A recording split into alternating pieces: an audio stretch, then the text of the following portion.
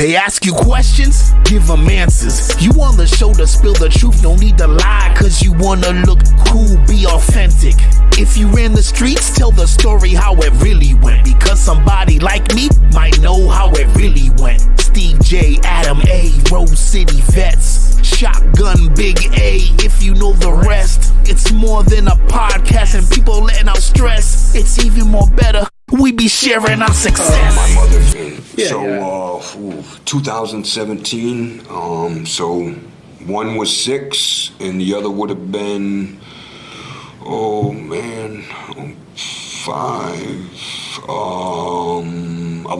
6 and 11. You have a good relationship with them? Or? I got a great relationship with my youngest. I had a good relationship with my oldest, but he's at that age now. He just, about last July, he packed up from his grandparents' house and he moved off to Chicago on his own, didn't even tell nobody. And I haven't talked to him since Christmas. He ain't calling me back. But I know where he's at. I've been messaging him, and I told him, I said, you don't call me back. I'm coming out there, and I'm gonna drag your ass back to Connecticut. I said, all you got to do to stop this is message me, and he hasn't done that. So I feel like, I feel like he's telling me without telling me, Dad, come get me. Right. You know what I'm saying? I did have a really good talk with him on Christmas, and he said, they didn't have it the easiest. Their mom passed away in 2014. And they went through a lot of shit with me, How did that make you feel? Were you guys close? Man, horrible, dude, horrible. I blame myself. There was a lot of, let me tell you, when you have something like that traumatic happen in your life, you experience emotions you didn't even know you had. Mm-hmm. Not to mention all the ones you do know you have, but you experience them all at once. Right. So you're really overwhelmed.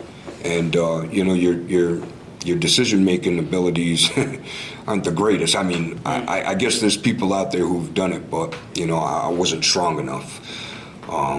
Is that when you started doing drugs a lot? Or? Yeah. That's So I didn't really get into anything hard until the later years of my life. Like 35 and up. But it started with oxys, not oxycodones, PERT 30s. I had a doctor that was giving me about 350 of them a month. Dr. Mike? No, this guy was out of Ludlow, Mass. And, the crazy thing was I was only taking 150 of them, and, 200 of them, I was getting $6,000. So it was like, it was a paycheck every month. And then the, government cracked down on that. And I got a call one day and said, hey, we're no longer, prescribing pain meds, and it was like, man, let me tell you, that's a downward spiral right there. You know what I'm saying? It's like, that's a big hit, not only, to my addiction, but to my pocket. That was, it was like a second and a third paycheck. How long were you with your kid's mother that passed? So we met in 1999, and she passed in 2014. We were married in 2004, November of 2004. So this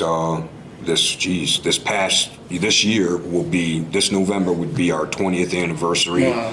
And this year, January this year, is 10 years that she's passed.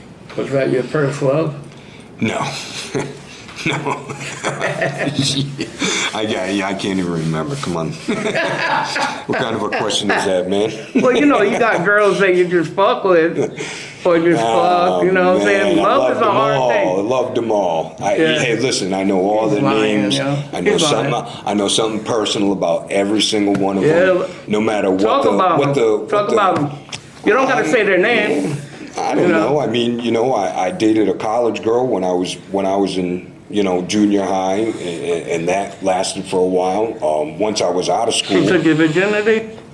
Yeah, probably. When I was out of school, I dated a dancer. I was pretty young, like, I don't know, maybe 15, and she was like 28. Strippers are fun. And that was about 10 years, and then I met my wife. But, there was on and off periods in between all that, especially when I was a kid, too. So, when I was a kid, the people, me and the people I hung out with, we weren't interested in the toys and all that shit. We were interested in girls from a very young age, so it was all about how you looked, how your hygiene, all of that sort of thing, you know what I'm saying? Most of you remember me with the long hair. That went away in 2017. And I really haven't turned back, I could tell you, so I got my hair cut in Corrigan when I did that 6 months in Corrigan. I went in, I was dope sick. We were in a lockdown, they were doing the shakedown, so they have the jail locked down for like a week while they searched the whole place.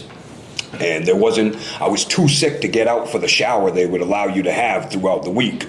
And so I didn't shower, and then they went into another lockdown because a CO had lost his flashlight.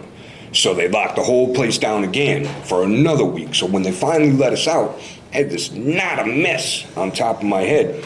And I told this cat, I said, I told the barber, it was still an A-pod, so bullshit in there.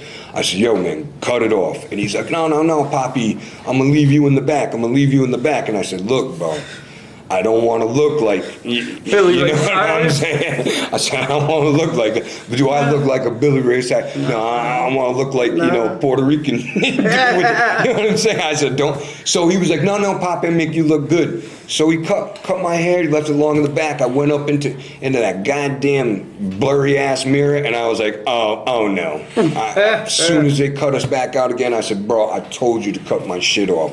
Cut it off, right? And it still wasn't right, it wasn't something. And so then when I moved over to, an actual pod, and they had lineup guys there, and we had some commissary, I got a dude, gave him some soups, some chips, he lined me up.